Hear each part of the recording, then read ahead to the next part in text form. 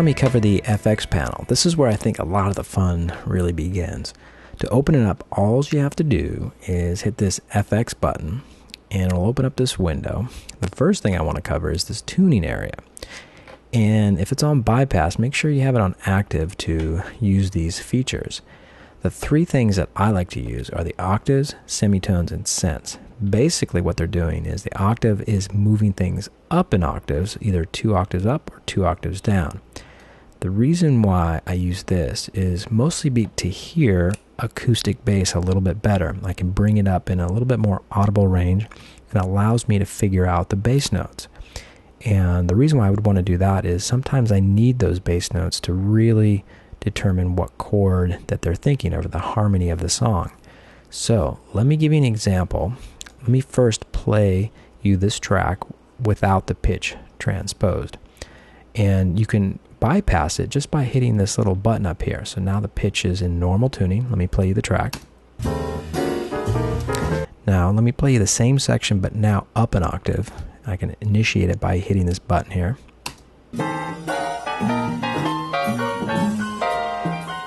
I can really hear the pitches a little bit easier when I have everything up an octave. It kind of sounds like a Mickey Mouse is playing, but like I said, you can really hear those bass parts.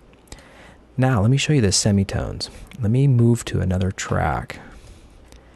And the reason why is because this track was recorded with the guitar down a half step. He basically tuned his guitar down a half step. And maybe I don't want to fuss with that on my guitar because maybe I'm transcribing some other things. I want to move it back up to normal tuning. So that's where I would use these semitones. This basically moves the track in half step increments. So in this case, like I said, he's down a half step. I just move this +1, will bring it back to normal tuning.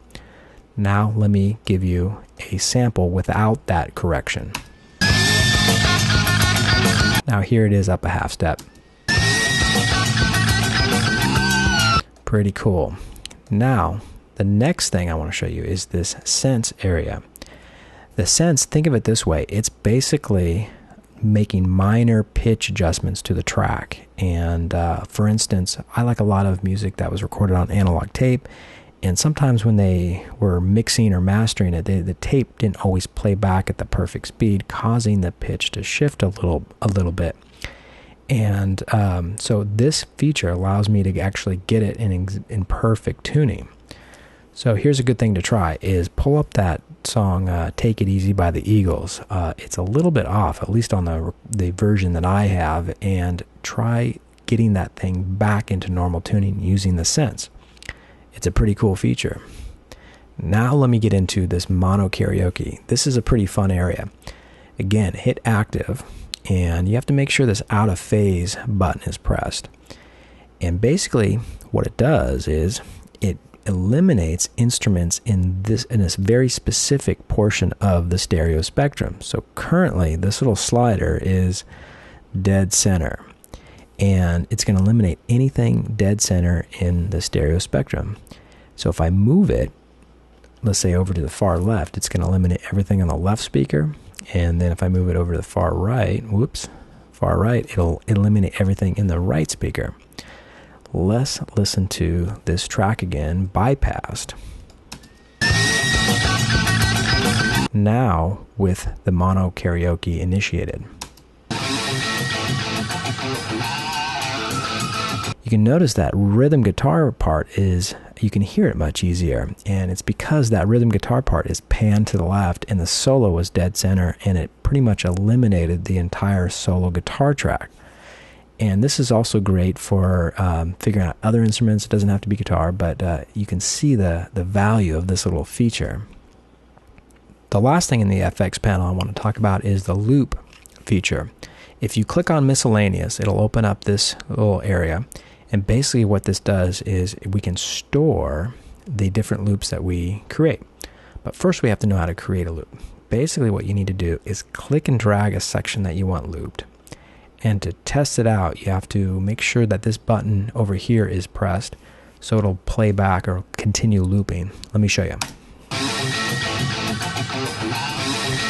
Now the loop may not be perfect, so to adjust it, you can do it a couple different ways. You can hover your mouse over the left boundary and it'll allow you to adjust the left side.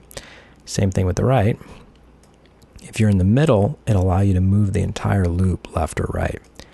Sometimes I like to use a keyboard shortcut of Shift, left arrow, right arrow to move my right boundary, and without the shift, just the left and the right arrow will move my left boundary. So I can really fine tune the loop, and I can actually do that while it's playing back.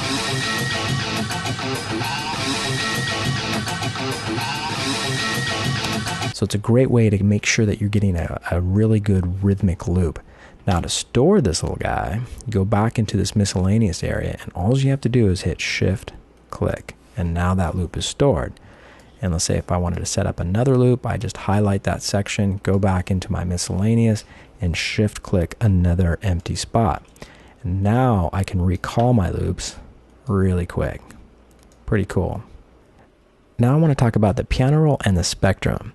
If I click on these piano notes down here, it'll generate a tone. And to adjust the volume, all I have to do is click and either drag upwards or downwards. Now if I want to compress the view, watch this.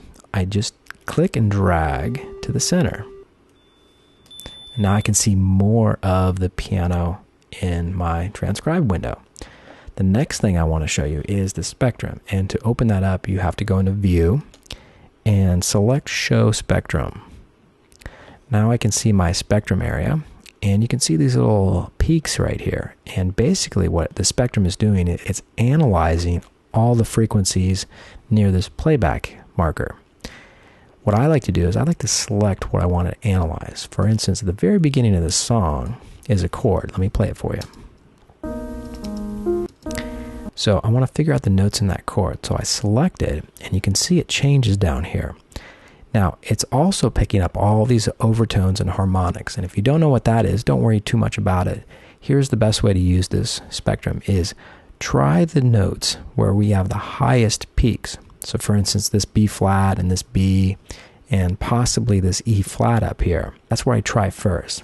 And I sometimes can loop this over and over again and try each note out as I listen to it. Because I'm in loop mode, it'll play over and over and over again. The next thing that you can experiment with is it'll show you a guess of the chord. So if you go into View again and select Show Chord Guesses, up in this right-hand corner, it will give you a guess of the chord. So it gives you some guesses over here. And sometimes it may be right, sometimes it gives you a very complex chord. So you have to kind of use this sparingly, I think. The best thing is to use your ears and use your theory knowledge. The last thing I want to show you how to do is save these transcribe files. So you spent all this time putting in your markers and spending time with your FX panel, and you don't want to lose that information. So what you got to do is hit File and then select Save As. Then you're going to get this dialog box. What I like to do is I like to put _transcribe along with the title, and it just makes it a little bit easier to do a search on my computer to find this file if I need to. I also like to put transcribe files in their own folder. You also want to make sure that the format is transcription files XSC. That is a very specific format that saves all that stuff that you created inside Transcribe. The next thing I want to do is just click Save, and you're presented with this dialog box. Basically what it's telling you is that the transcribe file does not contain the original audio. So make sure you don't move the original audio, because when you open up the transcribe file, it has to locate that. So if you move it, you'll have to resync those two. And then you hit OK, and now we are fully saved. So thanks for watching this tutorial on Transcribe. I hope you learned something, and I hope you use this great program. And if you have any pointers for me, I'm always learning stuff about this great program. And so shoot me a note. All right, guys and gals, I will see you in the next tutorial. Take care. Bye.